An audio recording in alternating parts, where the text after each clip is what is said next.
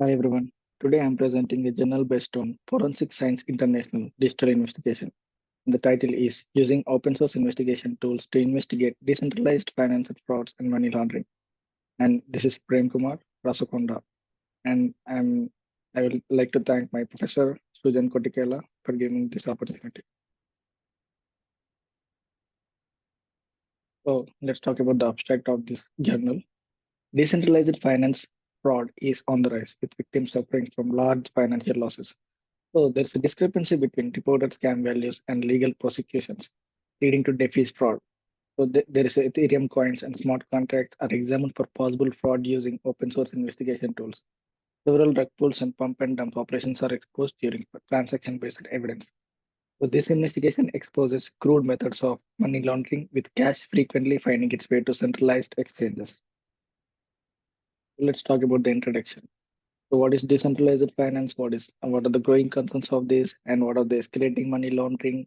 And there is also a limited enforcement, which is called only 50% completed DeFi token related cases in the US. So there are so many problems with these decentralized scams. So let's talk about these things in detail in the coming slides. So what is the main aim of this research? So the objective is to utilizing open source investigative tools to extract evidence for prosecuting DeFi fraud on Ethereum. So we use different methodologies, different types of investigations to find the results of this research. So this research focuses on two main aspects: investigating potential frauds through on-chain data and token smart contract analysis, and also examining the laundering methods employed to handle proceeds from these scams. So there is also a thing called transaction-based evidence, which is extracting critical evidence from on-chain transactions, aiding potential legal proceedings. So what is a DeFi fraud? Understanding DeFi fraud. Insights into the execution and operation of DeFi frauds within the Ethereum ecosystem is also one of the main aim of this research aim, and also investigating how the proceeds from these fraudulent schemes are subsequently landed. So the main focus is on DeFi frauds and money laundering. So let's talk about Ethereum. So Ethereum is one of the famous technology nowadays. So it was invented in 2008 by Satoshi Nakamoto. He introduced the concept of decentralized financial system using blockchain technology. So he introduced decentralized financial system, but Ethereum was created in 2014 by a group of developers led by Vitalik Buterin. It's a blockchain-based system of applications that extends the concept of peer-to-peer transactions beyond just cryptocurrencies. So Ethereum accounts consist of externally owned accounts and contract accounts controlled by smart contract code. So this is the basic overview of Ethereum. So let's talk about Ethereum transactions. We can do transactions in Ethereum and blockchain technologies, which is based on uh, blockchain technology. So Ethereum transactions involve cryptographically signed data packages sent from one account to another. The transactions include the sender's signature, value to be transferred, and a gas fee paid in Ethereum's native cryptocurrency, Ether. So as we can see, there's an Ethereum native currency which is called Ether. Ethereum transactions initially used proof of work, but transitioned to proof of stake in September 2022. So let's talk about the applications of Ethereum. So Ethereum's primarily differentiating factor from Bitcoin in its ability to run applications using Ethereum virtual machine. So Bitcoin, everyone knows about Bitcoin. Bitcoin is also very famous technology which we can use in cryptocurrency. So smart contracts written in Solidity programming language and compiled into bytecode execute various operation codes on the EVM. So DeFi, decentralized finance. It is a category of financial applications built on Ethereum, offering open source, permissionless, and decentralized financial products and services. So let's talk about the DeFi fraud. DeFi has seen various types of frauds, including market manipulation, fraudulent investment schemes, and rug pulls. Rug pulls involve scammers creating tokens, providing liquidity, manipulating prices, and then leaving victims with worthless tokens. So the all the hackers will do these things to scam money from the victims and also tokens from the victims. So let's talk about DeFi money laundering. There is a limited peer-reviewed research on DeFi-specific money laundering. Companies like Chainalysis reports on its use. Criminals may use DeFi protocols to launder illicit funds, and also North Korean hackers are allegedly involved in such activities. So there is a privacy preserving technologies like Tornado Cash are used for laundering through mixing and relayer services. So how can we detect DeFi fraud? So detecting DeFi fraud is very challenging. So there is we face some challenges in detecting these issues. So uh, there are some unique challenges due to the decentralized and permissionless nature of the ecosystem. So as you can see, it is a blockchain technology. So to find it, it's hard to scam the DeFi fraud, and also it is hard to find the scams. So traditional methods may not be fully effective in detecting sophisticated DeFi scams. So they also introduced machine learning for DeFi fraud detection. So some studies have used machine learning algorithms to detect DeFi frauds and scams tokens on DeFi platforms like Uniswap. So they also used some algorithms like short-term memory neural networks and anti-leakage audit boosting models have been employed for this purpose. So what can we do for the future research? More research is needed to develop robust and effective methods for detecting fraud and illicit activities in the rapidly evolving DeFi space. Collaboration between academia, industry, and regulatory bodies is essential to address emerging challenges is in DeFi fraud detection. So there are many methods of investigation. Here we discuss like three types of investigations. So these investigations are conducted detailed manual investigations of 5 ERC20 tokens. They used open source investigation tools to extract evidence of fraudulent activity and uncover money laundering tactics.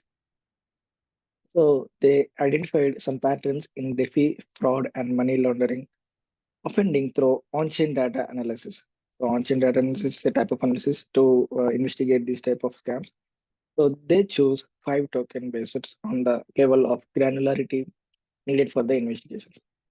So they manually inspected hundreds and sometimes thousands of individual transactions and associated addresses for each token. So let's talk about the first type of investigation, which is called on-chain investigation.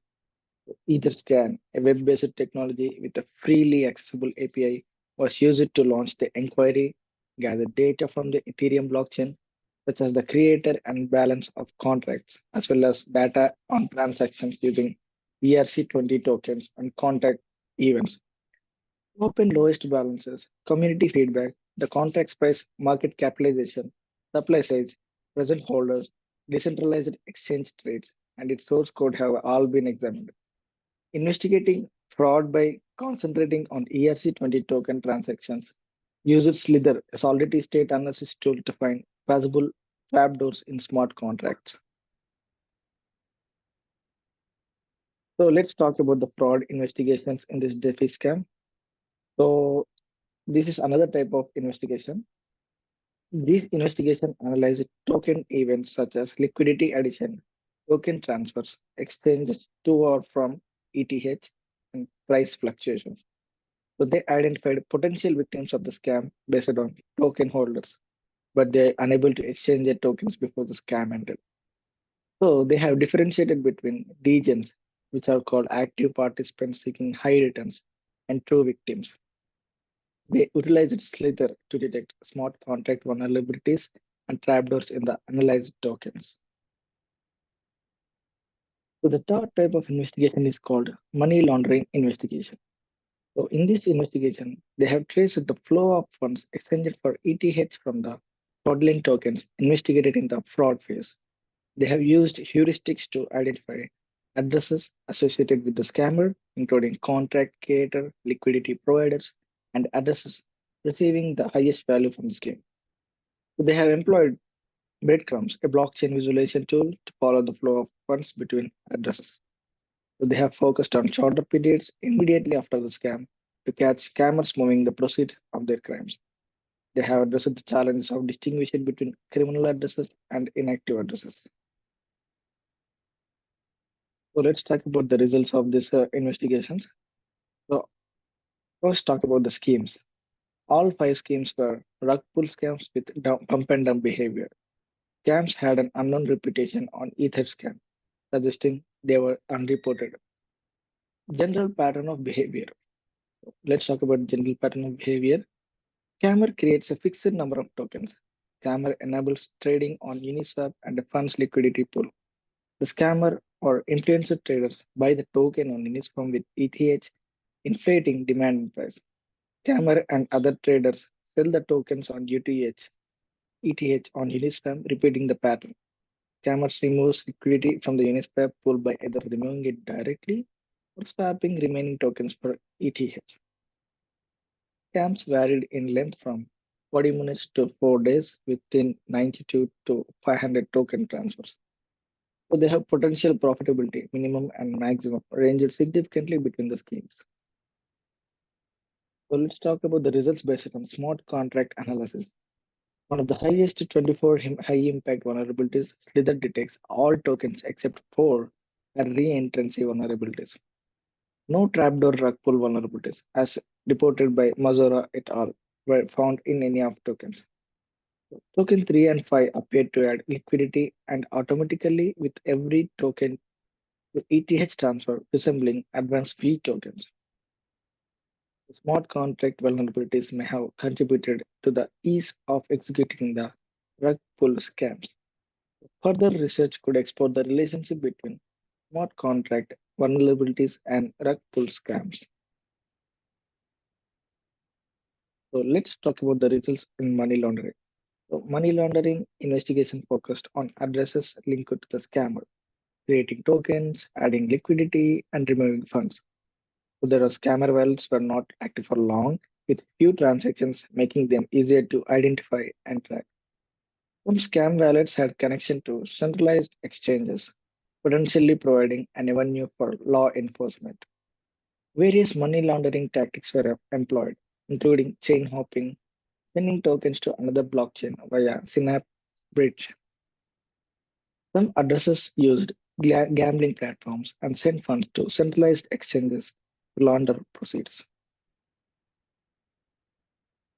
Money laundering, token one case. So let's talk about different cases. Token one, initial funding from a burner addresses linked to a Bybit account, funds sent through multiple burners and addresses, Uniswap and Tornado and Cash Mixer. Money sent to gambling platforms and centralized exchanges that likely require KYC. Token two, addresses sent funds to each other, including the one responsible for creating the scam. Active wallet from numerous transactions cashed out proceeds to the various centralized exchanges. Token 3 and 4. Less sophisticated money laundering techniques observed. Some addresses used MEV boards, suggesting more sophisticated traders were involved. Token 5. Creators sent small amounts of ETH to 28 different addresses after the scam. Wallets transferred funds among each other and one sent to the Qcoin. So this shows the different tokens and different steps which involves money laundering by the scammers. So this is one of the results of the investigation where they have found. So yeah, let's talk about the conclusion. So actually, we have reached at the end of the presentation. Nature of Ethereum-based DeFi crime. So this study provided valuable insights into the nature of fraud in the DeFi space, highlighting the prevalence of rug pull scams and the use of pump and dump statics. So they have used open source investigation tools, demonstrating the efficiency of open source tools. They showcase how they can be utilized to extract evidence of scams on Ethereum, facilitating potential prosecutions of offenders. So there is a systematic investigations for law enforcement by this research. This research also helps law enforcement to investigate in the future scams by conducting systematic investigations. So their approach offers a valuable resource for law enforcement agencies and researchers in tackling DeFi-related crimes. So unsophisticated money laundering tactics. The study also shed light on the unsophisticated money laundering tactics employed by scammers, such as peel chains and chain hopping, which were easily detectable. Choke pointed centralized exchanges.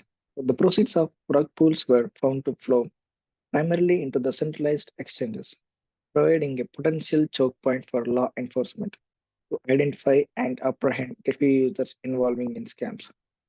Detectable and identifiable rug pull scams. Th- Their findings suggest that rug pull scams in the Ethereum-based DeFi space may be highly detectable and identifiable, even indicating the possibility of numerous smaller scale rug pulls not captured in the mainstream statistics on DeFi based funding. Potential for enhanced prosecution. Prospect for the future. Further automation of the investigation process proposed in this paper could enable more efficient identification and prosecution of even smaller scale offenders in the DeFi ecosystem. So these are the conclusions we have founded from this research, and this investigation can help all the future crimes to solve the future crimes by the investigators. Yes. So this research is from this journal done by Ariana Troze, Toby Davis, and Bennett Kleinberg. And I'm very honored to present this research to you. Thank you, everyone.